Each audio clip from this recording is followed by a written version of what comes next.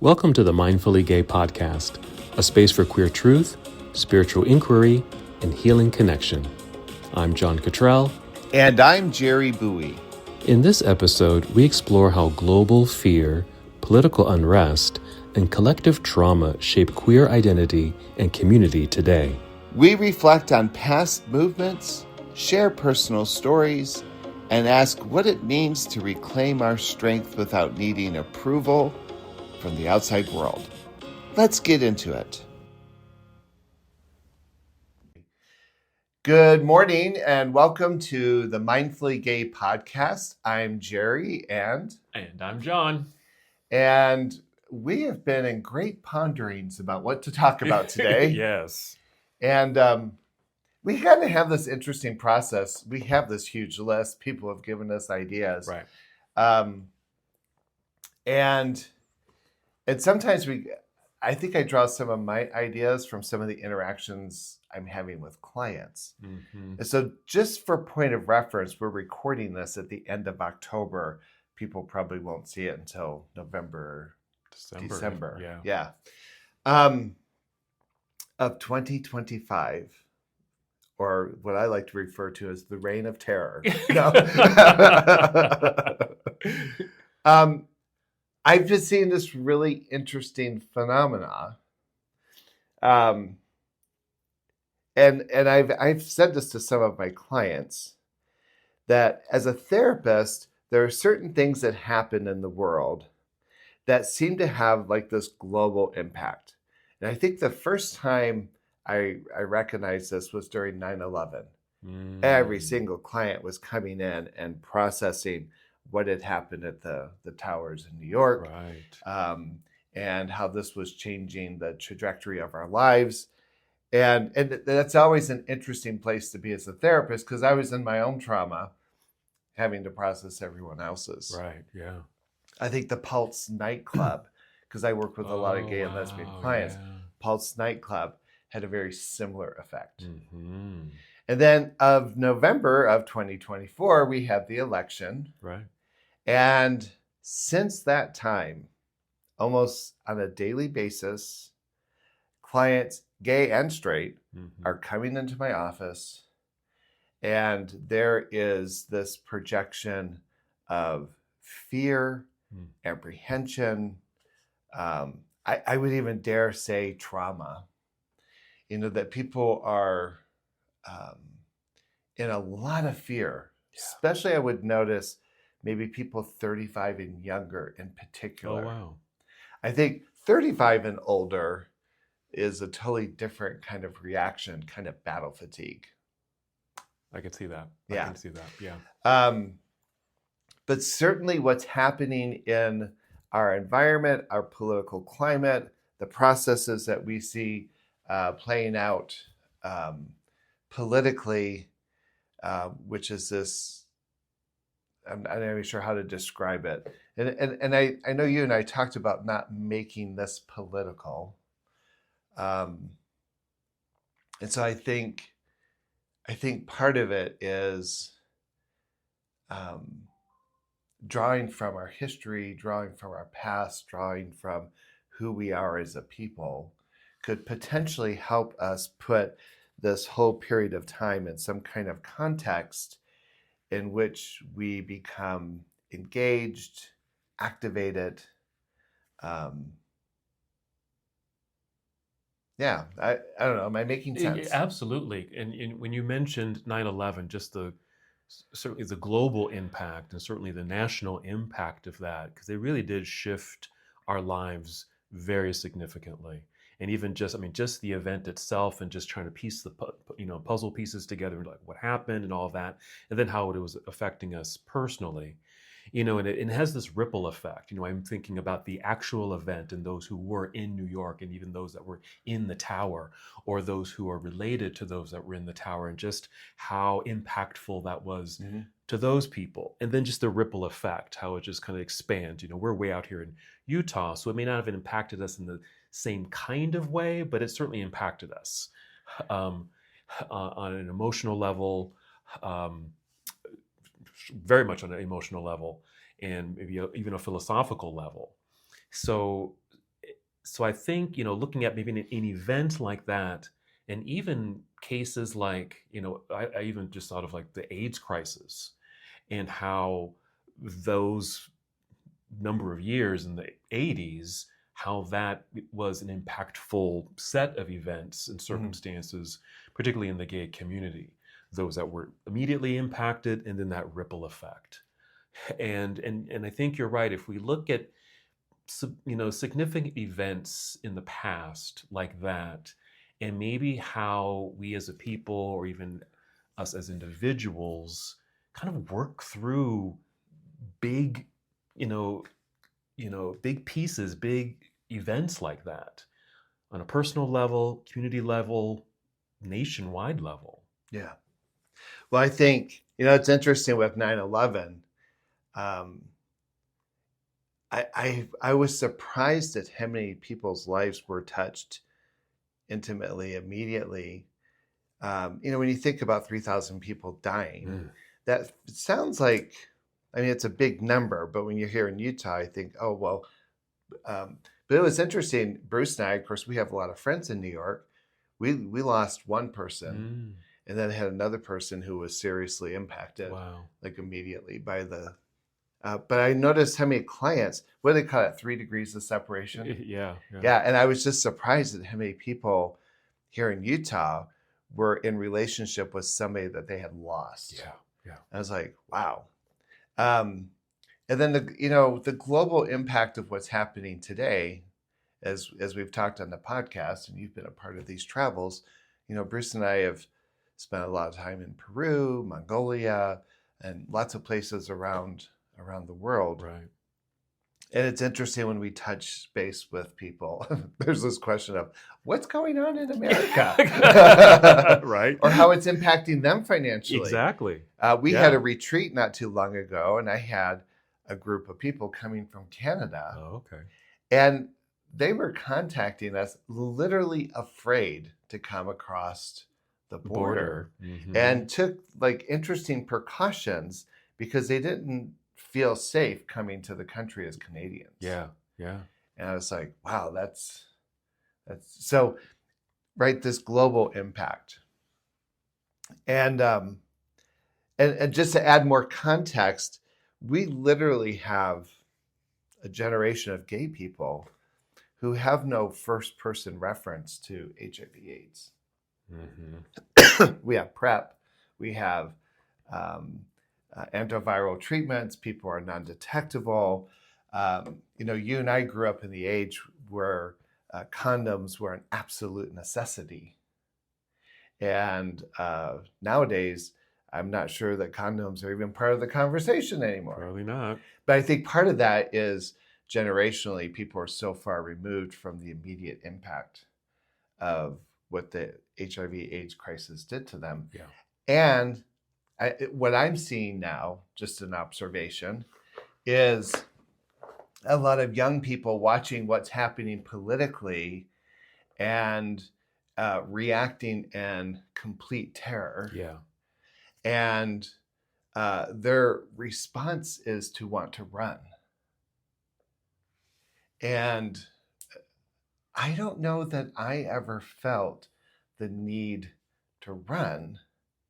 It felt like we built community and connection around coming together to fight and to be seen and to be visible and to really push the dialogue in the direction of understanding who we were. Right. And I can see that, especially when you said it seems like what's going on now it seems to have a higher impact on younger people, maybe 30 or younger, even 20 and younger. Because when you think about it, 20 years ago, they were babies and so don't have context um, like a 9/11 or even certainly not the AIDS crisis to give them kind of that formative, I don't know, foundation really of dealing with here's something else that we've got to deal with in this country. Um, and I think I can relate to you in regards to not feeling like I want to run away. No, are you referring to what's happening now or back in the 80s? No, what's happening now when I work with clients, Hmm. I mean, I literally have a handful of clients who are negotiating and figuring out how to leave the country Oh, because they no longer feel safe here. right, right. I'm feeling, I'm feeling the same way. I don't feel like I need to run away. I mean, there's certainly there's some things certainly impact me and affecting me, but I don't feel like I need to run away. And what I'm seeing kind of on a surface level at the moment of some differences in regards to what's happening now compared to maybe in the 80s with the AIDS crisis. With the AIDS crisis, where something that impacted our community in such a substantial way, and it was even I want to say like a bubble of of impact, and because of that, our community really pulled together with ACT UP and and lobbying and all the things that Mhm. happen as far as getting treatment and recognizing that this is a problem and we need serious health care, et cetera, et cetera.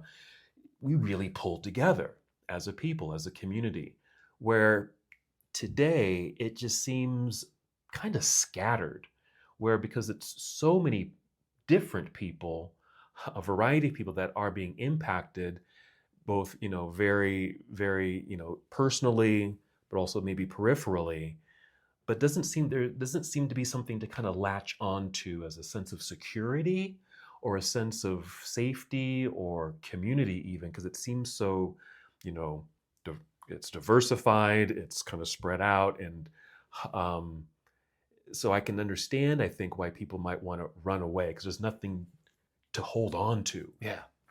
It's almost like we're now more connected to social media than we are to each other. Hmm. And uh, I always laugh. People, there's activism and education you can do on social media, but I don't think it's as effective as showing up and doing some of the stuff we used to do. Hmm. But I think yeah, that infrastructure perhaps took for granted what was unfolding, and it's interesting. Like when marriage equality kind of came about, Mm. there was this warning. People thought we had reached a finish line, and some of the key players in the world of activism said, "Oh no, we're just starting." Yeah. But I think a lot of people just thought, "Okay, we're finally here. We're done." Mm. And I think as people from a lot of other marginalized communities could probably attest to, is no. No, there's still work to be done. We can't, we can't, step aside. We got to Yeah, stay vigilant. And yeah. yeah, and so yeah, uh, so there were some thoughts that I had about, Mm-hmm. like, I think what we want to do is what could we say that might activate, encourage, find courage in where we're at, and not lose hope and not lose sight. Um, And it's interesting, there's a part of me that's even hesitant to go into this conversation because this is a whole different kind of demon that I was talking to someone yesterday and I said, I wonder if I'll live long enough to see us recover from this particular period. I'm an optimist. So I like to think more creatively the future forward as opposed to it's so convenient to be sucked into pessimism, Sure. right?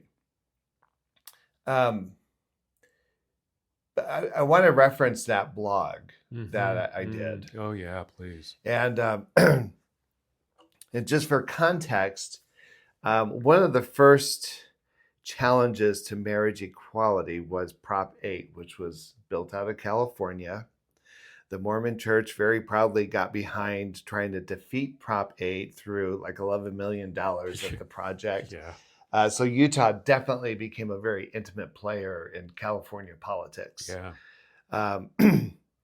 And the church says it doesn't play politics, but that's exactly what they did. And you don't give $11 million into a political situation and not call it politics. But we got defeated with Prop 8. And people were really kind of distressed about that. Mm-hmm. And these are just my observations. They were really distressed about it. And I got to thinking about the distress, and part of the narrative that I was taking in was the argument that we deserved equality. Equality would suggest that we would be part of a validated part of community. Right. And and my blog was really meant to be an invitation that in so many ways we were promoting this idea of being validated through Prop 8. And I certainly supported the passage of Prop 8.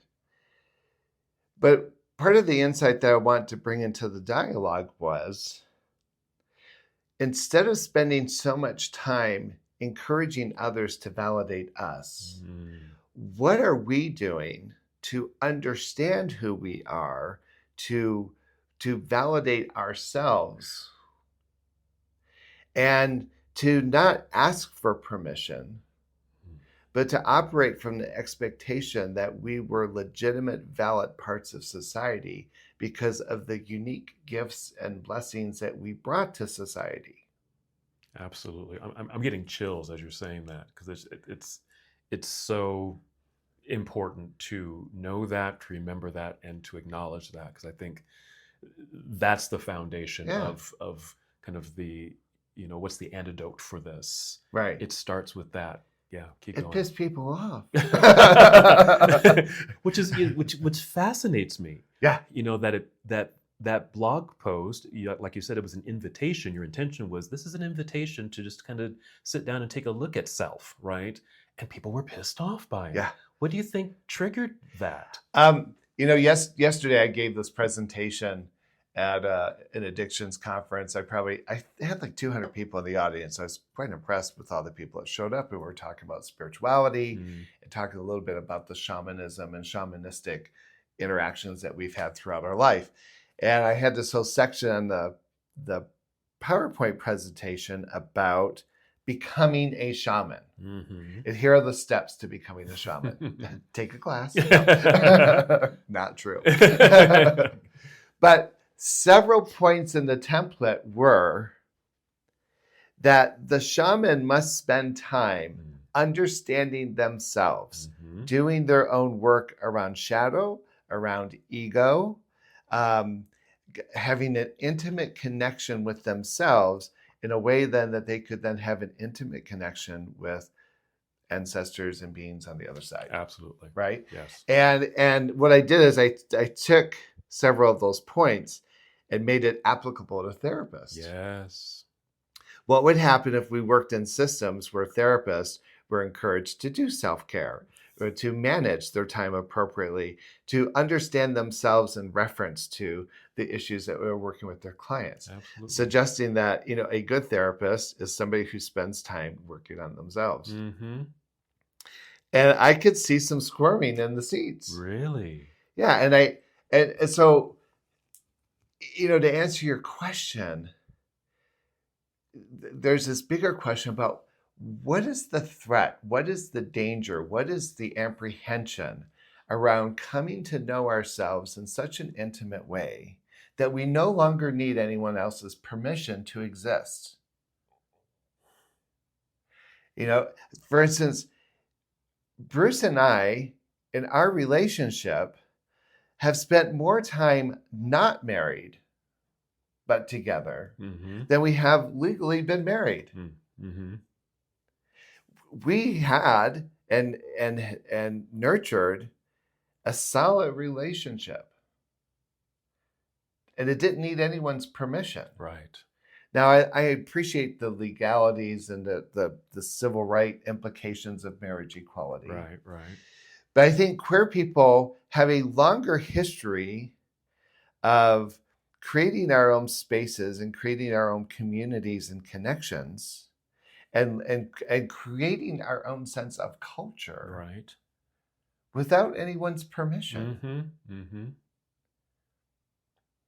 And so I think first and foremost, wherever we fall on this continuum of the political process that's unfolding today, is I have to hold on and nurture that part of understanding who I am, And it's not a space to be apologizing for, but it's a place that I must come to nurture and know myself. Mm-hmm. Yes. I'm glad that you brought that up in your conference presentation, and even witnessed some therapists out there kind of get a little jiggly in their seats, because I'm over here nodding, remembering back when I was getting my degree in psychology, and it was highly emphasized. Well, not even just well, it was mandatory. Encourage. It was Yeah. mandatory for us to get into therapy. So that we can work on ourselves, Mhm. work through our shadow pieces, and so we can work through um, any issues that might come up in therapy, that we don't have transference and countertransference and all of that. That we can work through those pieces if we have done that work for ourselves. And I agree. I think the better therapists out there have done that kind of work. Yeah. But isn't Carl Young? Jung that talked about the wounded healer? I want to say yes. I want to say yes. Just trust us. Oh yeah, that's right. Yeah. Oh yes, yes, because that's one of the archetypes. Yeah. Yeah. Uh-huh. Yes, and so to attribute that to where we are now, and as queer people, gay and queer people, how are we showing up to that task of taking note of who am I, and take an inventory of all of that, to do that self-care, to do the self-analytical work, to do your shadow work, to do your praise work even, so that you don't need the permission, the validation of those exterior to you, because you've already have developed it inside of you, and the access point is yourself. If you need a little lift, you got that in you. You don't have to go to the external things and social media and whatever Mhm. to find it. You have it. So I think that's a good starting point and a wonderful invitation. Let's open the door and remind ourselves and our listeners out there that perhaps part of the solution in working through this, piece by piece, is do that self work. Yeah. And it could show up in many ways as far as how you might start that process. Yeah. Like, if I were thinking about what are some of the roots that challenge that place, right? Well, we have these institutions. I think what drives a lot of the conservative part of this argument is religious dogma, Mm-hmm. right? Or pretend adherence to it. It's like, isn't it interesting that we've even taken away the capacity? No, we haven't taken away. We've willingly turned over the capacity to understand ourselves in a spiritual context by deferring to the authority of religion. And so what happens when we own our relationship with God, creator, higher power, Gaia, whoever? What happens when we just own that and build that personal sense of connection? And I no longer need that priest or that pastor or that authoritarian figure. Mm-hmm. Isn't it interesting? We're so upset about authoritarianism, but we're counting on someone else to tell us if we're worthy. Yeah, exactly. And then maybe that's where we're getting hung up. Yeah. Is we're saying one thing, but saying the other, and still reinforcing. Melodoma once went to this world conference, and there was all these religious and spiritual leaders, and he was part of this roundtable discussion. Right. And somewhere this is written, or I found a written reference to this. Mm-hmm. And part of it, they were having this roundtable discussion about gays and lesbians. Now, this is kind of dated.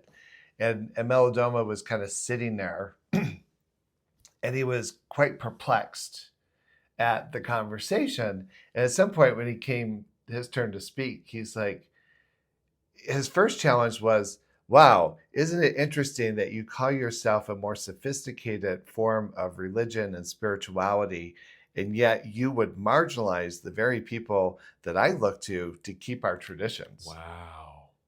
And then he said, And it blows my mind away that you think that in order to reach your God, you have to go through these people. And he reached down and touched God and goes, I can touch God right here. Mm-hmm.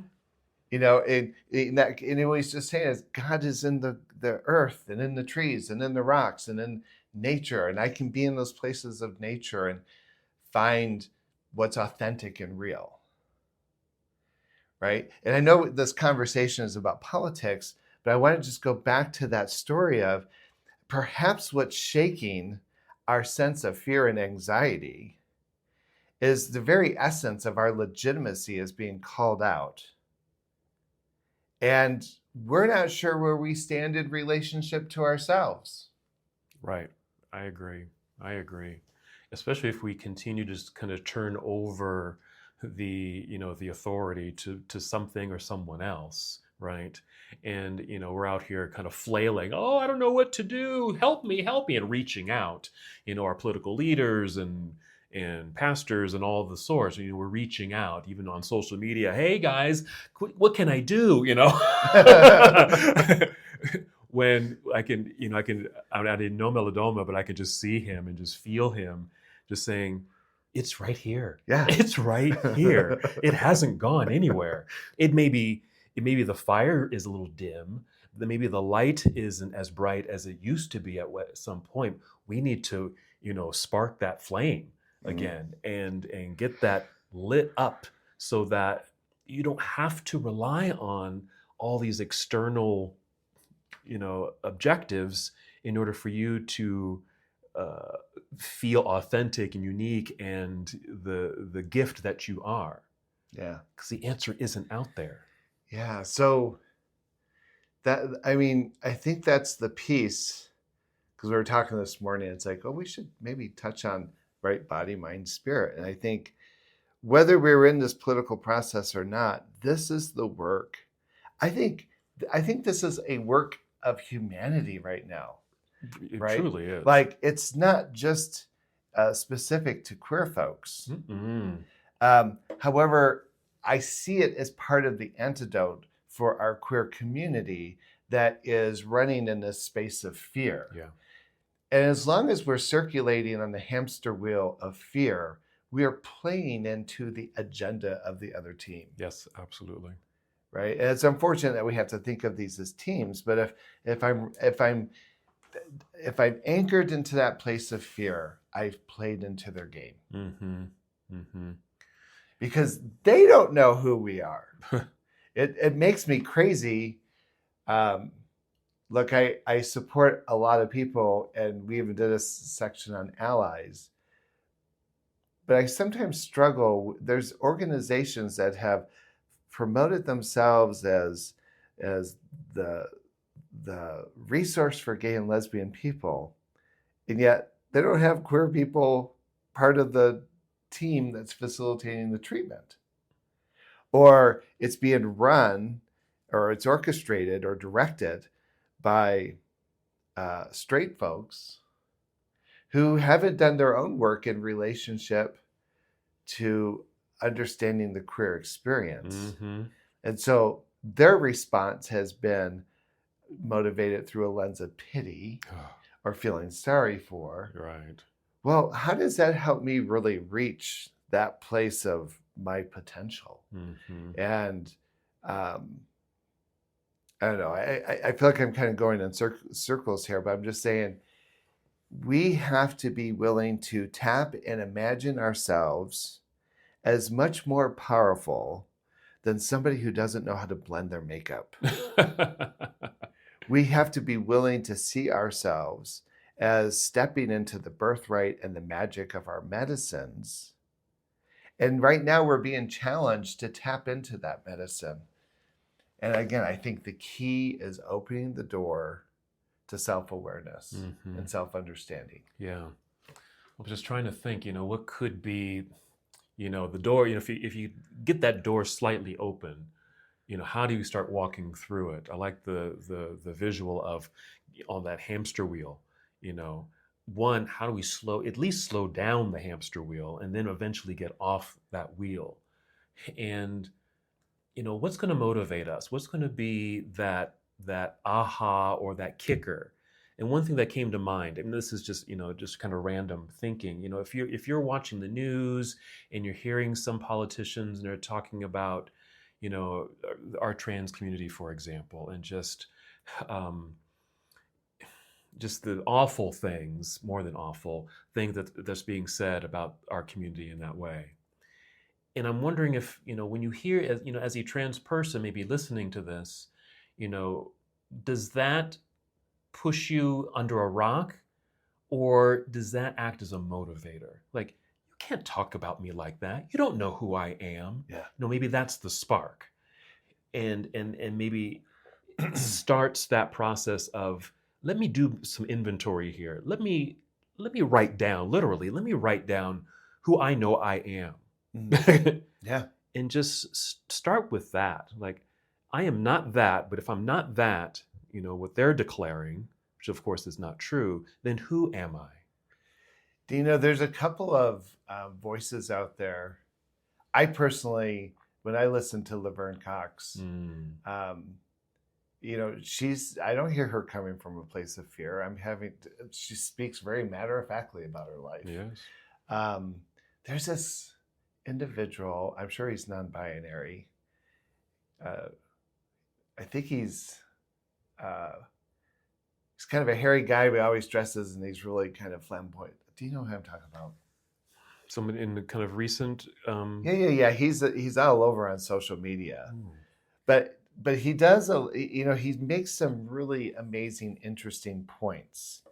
But again, I enjoy his presentation because it's coming from a place of, I think, personal insight as well as confidence in the story of who he is, or they are.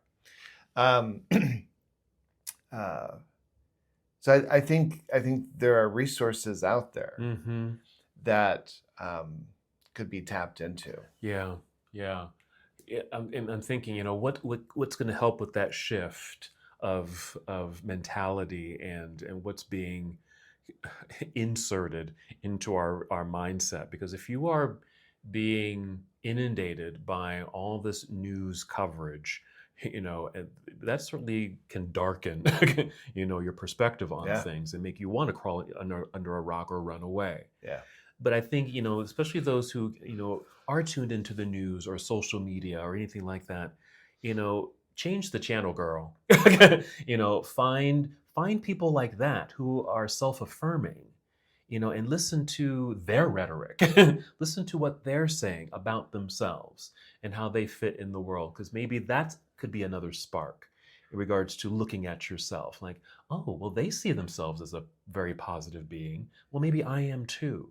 Or even listening to this podcast. This is why we do this podcast, to get you thinking about things in a different way, asking questions you never thought to ask. So we're asking that question, what is it about you that makes you so unique and special that sparks that joy and appreciation and love of self that allows you to eventually get off that hamster wheel of trauma? Right. I think another piece that I would throw out here is we have such an interesting history, right? If you think about who and how we show up today, it is a consequence and a byproduct of our willingness to show up and engage in the activism, right? And even before the HIV crisis, right? There were systems of activism that were happening in the 40s and 50s, even before the word gay or homosexual showed up. Right? There were acts of activism and building of community that was taking place. The Mattachine Society, for example, that was initiated by Harry Hayes. When we look at Stonewall, right? That was, I think maybe before Stonewall, I think the gay community was seen part of the hippie counterculture or hippie culture, if you will. it maybe wasn't taken beyond the lens of sexual decadence, if you will. Yeah. And yet I think Stonewall created a pause in that dialogue to say, oh, there's something more here than just great parties. Right. And shorts. Very short shorts. And then Harvey, did Harvey happen before or after the 80s? We had the HIV crisis in, what, 82? I don't remember when Harvey... Milk? Yeah, I think that was in the 70s, That's wasn't it? yeah, or early 80s, late 70s. When was that? Oh my gosh, see, we Oh, don't know God, our own yeah, we know history. our own history. But you know, when It's certainly before the AIDS crisis. yeah. Yeah. Okay. And or maybe they were kind of close to each other. Yeah, they were close proximity for sure. And then of course HIV, right? And if you remember, the argument against our support was that we didn't deserve it, and that we were expendable, that we were, thank you to Brother Farwell and their group, right? That we somehow had caused God's plague on us, right? And I think the HIV crisis in particular, I mean, think about it. Ronald Reagan's agenda was our extermination. Yes. To not talk about it, to not put resources behind it, right. To ignore it, to pretend like it was going to go away. And it took the activism. It took really, right? The lesbians came up as kind of a service organization to help take care of the gay men, right? We created community and supported each other. The march to, I guess what I'm trying to say is what's happening now is kind of amateurish compared to what we've been through. And what got us to this point was our willingness to roll up our sleeves and to see the big picture. The big picture, yeah.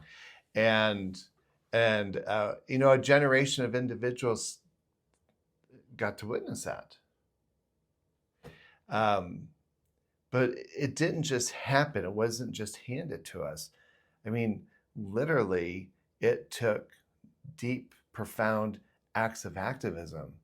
I remember when we used to go to protest, we'd leave our wallets and stuff in the car because we thought we're going to get arrested. And I always took a shower just in case there was a cavity search.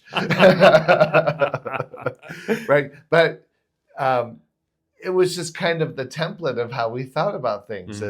And we also created community. I mean, I have a lot of friends that I'm still connected with that I met in those different protests. Exactly. And acts of activism. Two things that I'm hearing is, one is kind of this overall theme, and we've talked about this before. We cannot be erased. And when you, like you say, you're talking about just previous generations and previous eras, 40s, 50s, even the 20s and 30s, right? Which are kind of groundwork for where we are today as a gay community. And I just get that visual, and I hear people say this, we stand on the shoulders of, right? We stand on the shoulders of a Harvey Milk or, folks of that caliber. And they have given us the strength to stand tall and recognize and remember, we cannot be erased. You're not going to, Ronald Reagan, sorry, you're not going to, ignore us. We're going to declare who we are and have a voice, and we're going to be loud about it. and I think the other thing too that you mentioned was, we got to take a step back, a step out in a way, because I think we can easily get so muddled and wrapped in the muck of it all and feel like we're drowning. And I think I can speak personally about that because I certainly ingest a lot of news and watch what's going on. And I also, sometimes I even just step back a little bit and wonder, how come I'm not getting all wrapped up in that and getting all flustered? And I think part of that is I think I'm able to see, what the news is saying at least, and then step out of that and indulge in something that is self-loving, self-affirming, things that enjoy, that emphasize and even enhance, you know, who I am, my uniqueness, my joy, my talents, my gifts, etc. And so I find that balance, and and it allows me to get out of the muck, get out of the drowning state, and be above that, so to Mhm. speak. Um, and so, if there's ways that our listeners out there can do that, if you're finding yourself kind of, you know, just paddling without a paddle, um, is there a way to um, come back to self? What is it that you love about self, appreciate about self, that can start to help you to, you know, rise and at least tread water and even then get out of the pool? Yeah. Those kinds of things. Uh, I think it's very important to remember our history. I think we can really learn from the activists Yeah. of, you know, previous generations, and it can give us a template of what we can do today. Right. I think, one thing we know about who votes and who doesn't, right? It seems like those who, uh, it seems like a lot of youth, Hmm. a lot of the younger generation doesn't get too excited about voting. I personally look forward to it. I have 3 ballots on my counter right Yeah, me now. too. And I think I just have one person to elect, and that's our mayor. But um, I look forward to voting.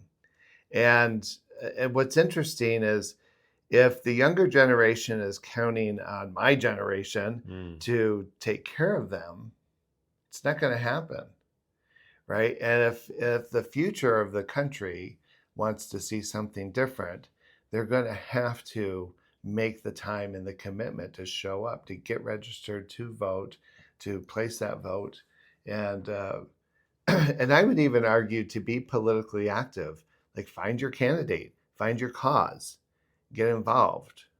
Um, it's interesting. We do have a mayor election where I'm living, and I've had representatives from both candidates come to my door. mm. Not the candidate themselves, but Right. representatives. Yeah. Yeah. Same here. Yeah. And and so I think opportunities for volunteering for the cause that you feel the strongest about. Hmm. Um, we have a political PAC program out here that supports queer issues, Hmm. and they were down 300 participants. Oh wow.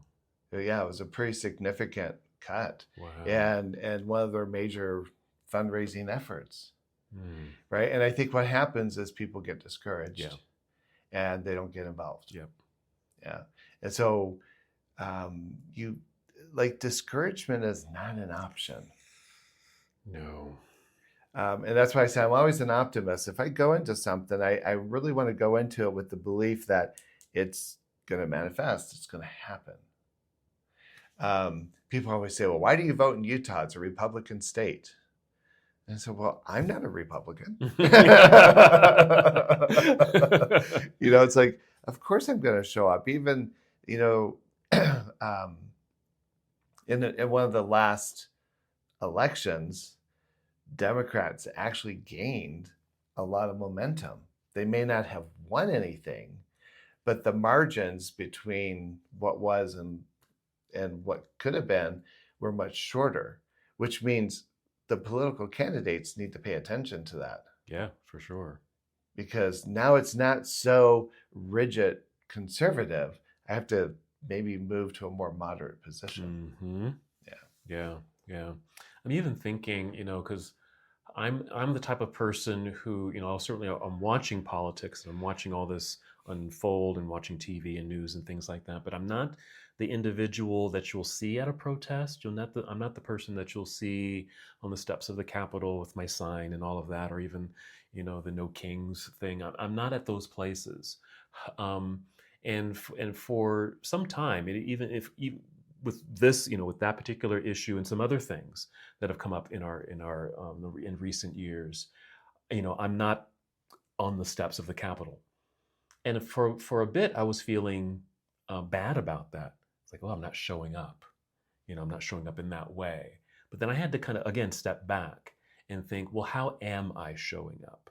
How do I support the effort, even though I'm not out there, lobbying or protesting?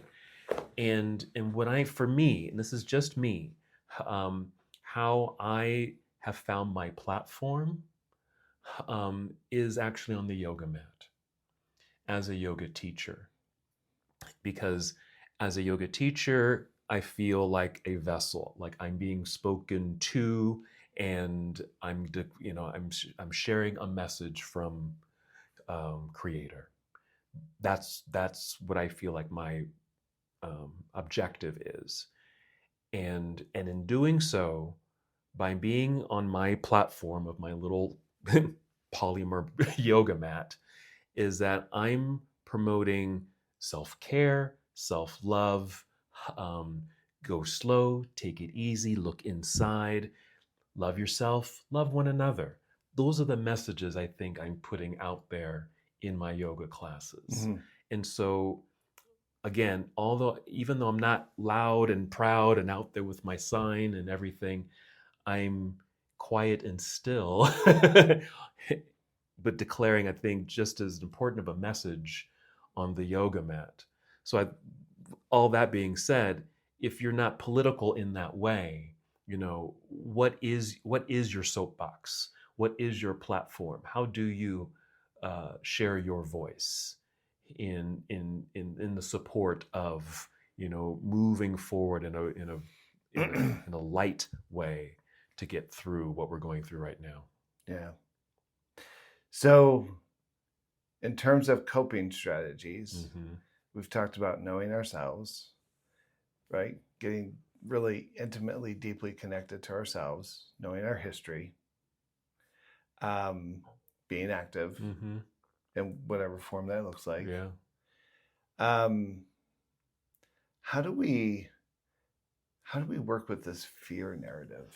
How do we transmute that from reactionary to something that's more empowering? Mm-hmm.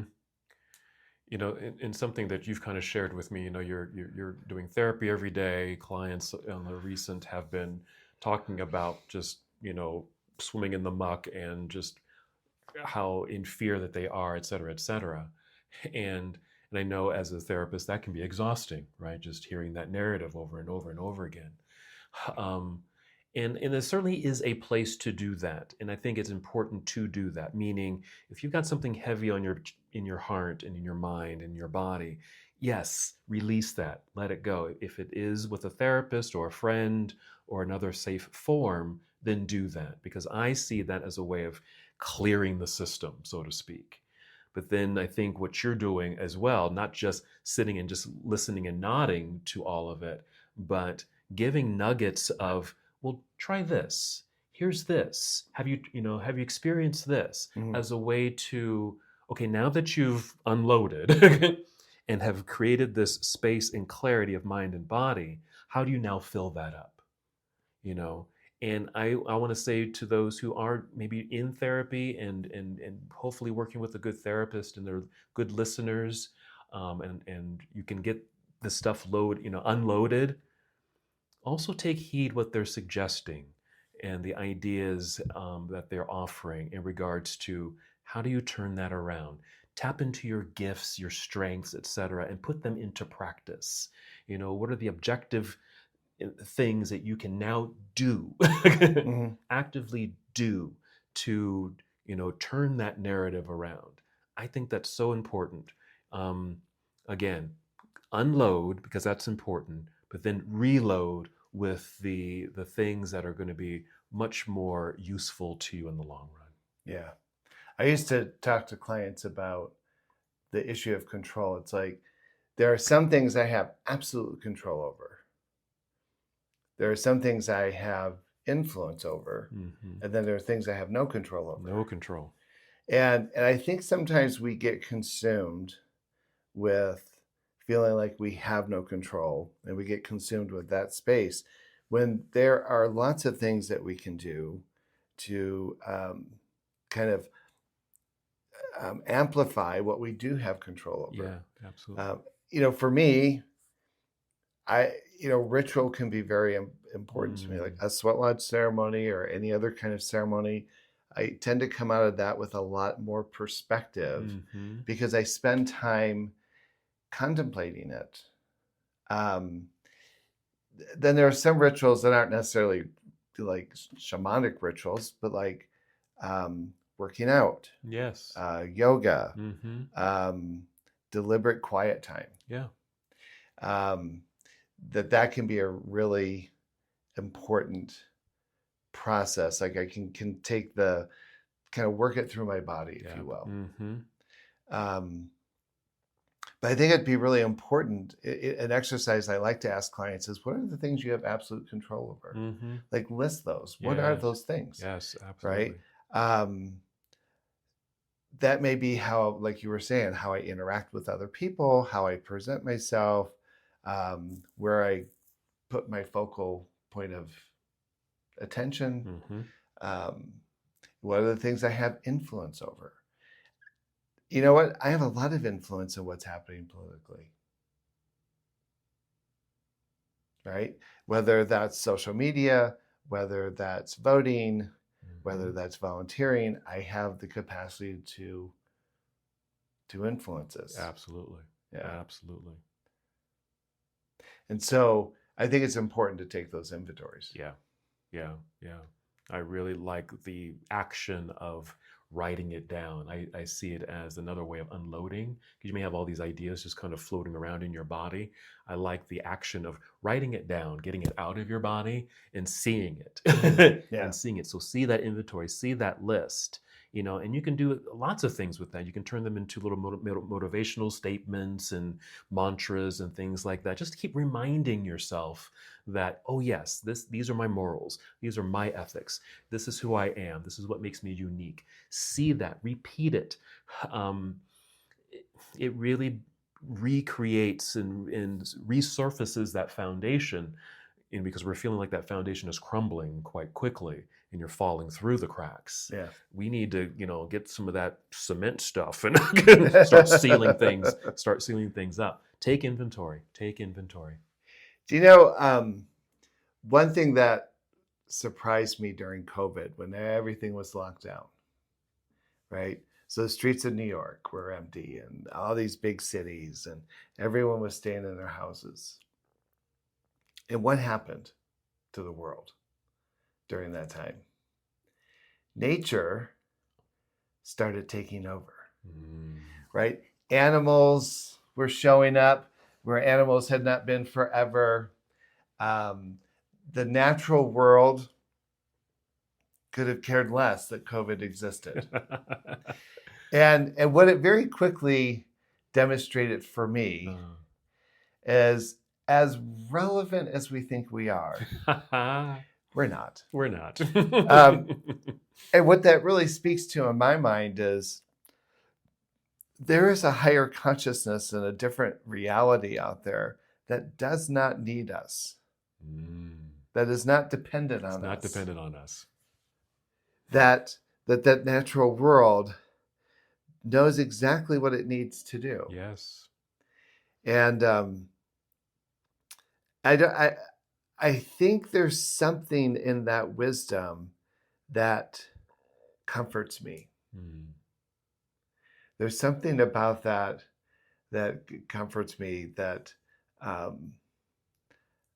think that's where I find my optimism, is I think at some point these things, I believe we have to be proactive, but I also think at some point this higher wisdom is going to show up to say, you thought you knew better than us, but we're going to put you in your place. And I sometimes I almost felt like COVID was like, okay, pay attention, humanity. Yeah. They're getting out of control. Yeah. And I think we're in an interesting place. What's happening in our country is happening in other countries. And it's about power. It's about control. It's about a sense of dominance. And I think at some point, the natural world is going to show up. It's going to show up, and really put us in our place Yeah. and really open our eyes. Really open our eyes. And I say that optimistically. Yeah. Yeah. Yes. So, yeah, I don't know. Maybe this isn't going to be as long as a podcast as the others, but I'm just like, I get where people are coming from, and to be honest, where I hear the narratives of fear coming the most, and maybe this is something to kind of talk about, is it's coming from the younger folks, which brings me to what would happen if we had some cross-generational connections in our queer communities, because I think there's a lot of people our age and older who could sit with some of these younger folks. In fact, I hear them frequently saying, well, how did you guys get through that? Mm-hmm. And it's like, well, we didn't do it on Facebook. In fact, I don't even think texting was around. Oh, absolutely not. We're phone trees. Yeah, we actually call and we talked to people. We talk to people face to face or on the telephone at the very least. I remember when text messaging came out, I thought, why? Why not just pick up the phone and talk? Now people are just like, don't call me. Nothing but text. Yeah, don't call me. But I think, to me, this is where our queer community could use some nurturing. Is we have a group of elders who have experienced similar governmental processes, right? Who, through example, could probably coach and mentor the younger folks into that process of activism. And I think it has to, obviously it's going to have some modern tone to it. But I think perhaps the breakdown of generations in our community has kind of siloed that information. And which is interesting. We say that when it comes to like the emotional and the social, right?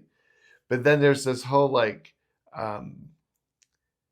there's been a boom in daddy lovers lately, right? Like everyone loves a daddy. It's like, okay, so you want us to spank you and to do things to you, but you don't want to talk or listen. That's interesting. If we kind of peel back the layers, and if I were to theorize a little bit, there's this, the rise of the daddy, right? And younger people in general, are looking up to, these different, it's a different generation. Are they looking for something? Are they looking for comfort? Are they looking for some kind of foundational piece, some kind of arms wrapped around them to keep them safe through these, horrific times? I wonder if that might be a layer to kind of this rise of the daddy, especially young people looking up to, slightly, older or mature men in that regard. I just maybe kind of think of that. I think there's absolute truth in that. Mm-hmm. I'm thinking about some of the younger folks who come to our events, or even the guys who came and modeled for our retreat. Yeah, remember? And I've maintained some kind of connection with all of them, and it's interesting, some of the conversations we're having and discussions, and the asking for advice and trying to figure out how to navigate this present economy and these present circumstances. And I think they all kind of like use that word daddy. Mm-hmm. And maybe it kind of has a sexual overtone to it, but it also seems to imply that we're looking for more. Mm-hmm.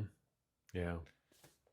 Looking for guidance, looking for a way to kind of maneuver through the world, some kind of guidance. Yeah. In a way, a father figure to just help them along. Yeah. Rites of passage and things like that, just to, so they can be successful in the world too, that they can get through their own mishaps and whatnot. Yeah. So it kind of, it makes sense, which, I think goes back to what you were saying earlier about, know your history, know your ancestors, or, the people who have come before us and the shoulders that we stand on. Because, just as a younger person may look up to me, in a certain way, maybe ask for guidance. I have done the same by looking back at the people who've come before me and have led the way.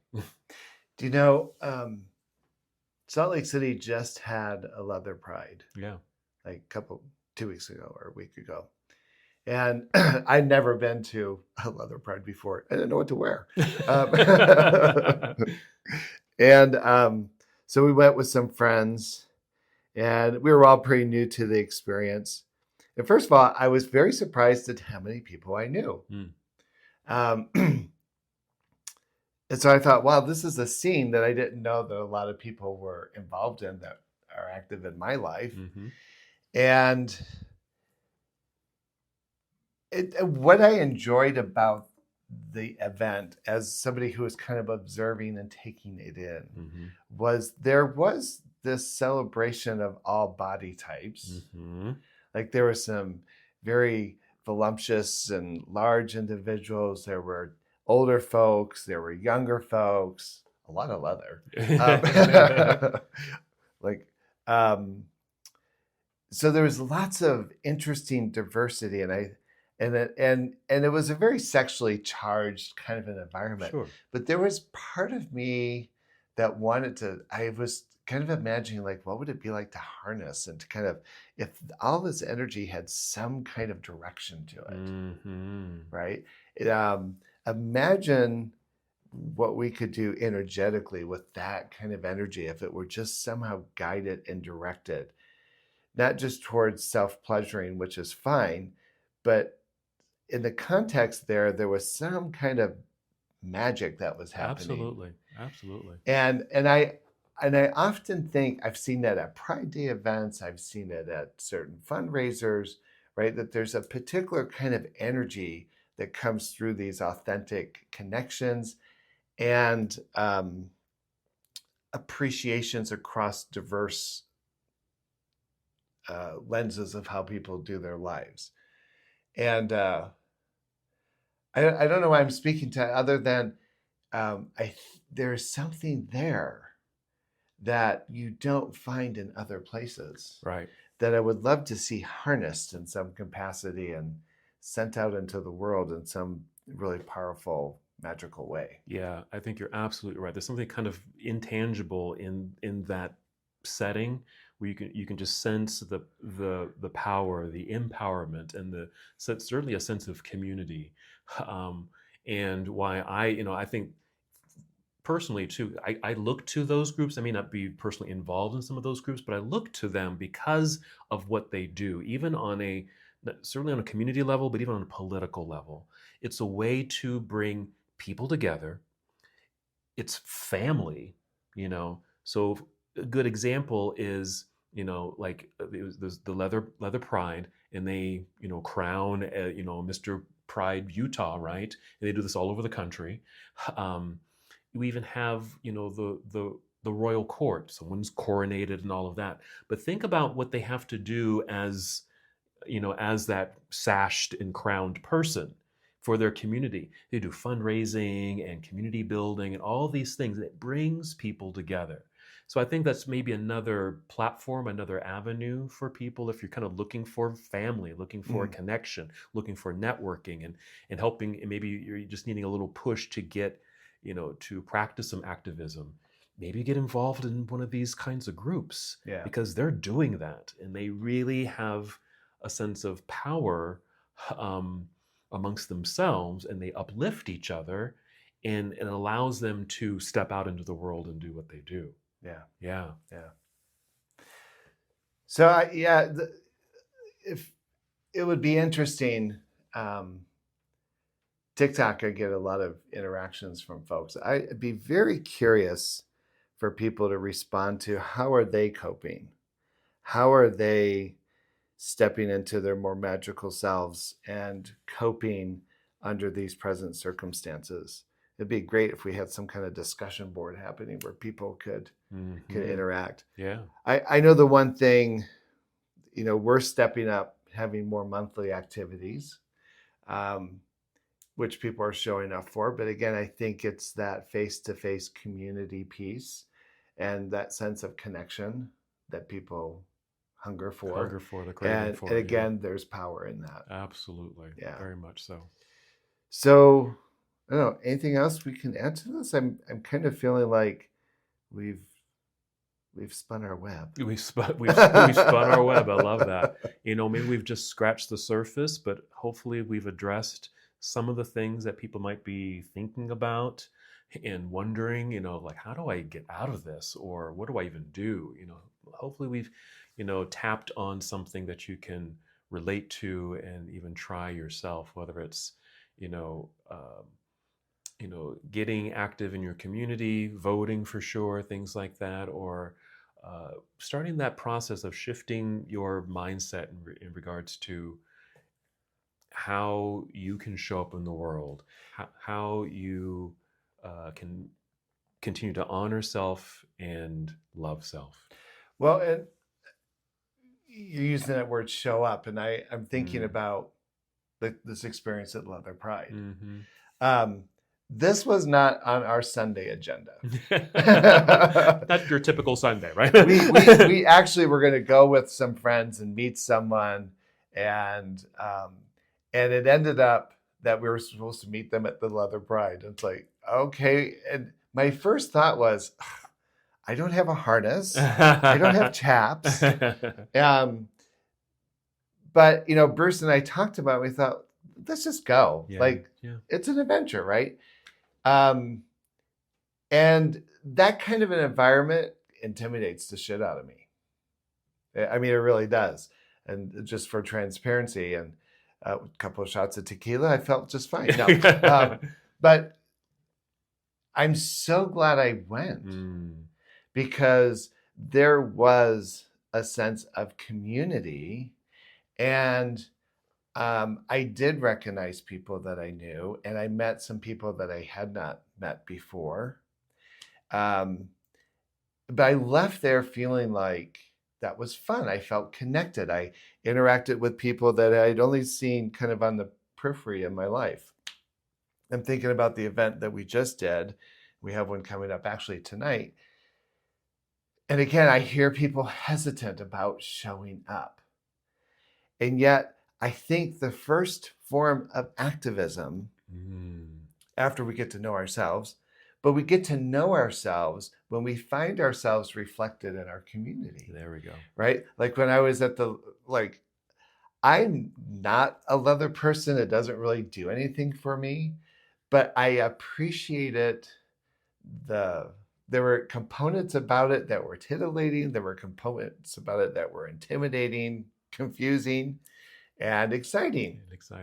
But I found myself reflected in other people. Mm-hmm. I saw people who were standing off on the sidelines, not sure how to participate. I saw people who were willing to kind of help bring people into the fold. Mm-hmm. I think we've seen this at Morning Wood. Yeah. We've certainly seen it at our retreats and our events. Yeah. So maybe part of just normalizing that is in this discussion, I think the critical component is not only knowing ourselves, but finding connection and community, which means I may have to experiment. I may have to explore. I may have to dare to be uncomfortable. That's it. Yeah. But I think the birthing process would be considered uncomfortable, but what comes out of it is typically life and beauty. Yeah. Yeah. And so, we're all being birthed. So I don't know, I'd be really curious to see how people respond to this. Yeah. I'd be really curious I'm hoping people have feedback that I've not considered. But we want to thank you for tuning in and being part of this conversation. And until we meet again, thank you. Bye. Thanks for tuning in to this episode of the Mindfully Gay podcast. If today's conversation resonated with you, share your story with us on Instagram at mindfully_gay. You can also visit mindfullygay.com to learn about upcoming free events, retreats, and gatherings. And if you found this episode meaningful, leave us a rating or review. It helps others discover our content and grow this community of mindful queer voices. Until next time, stay connected, stay grounded, and keep showing up.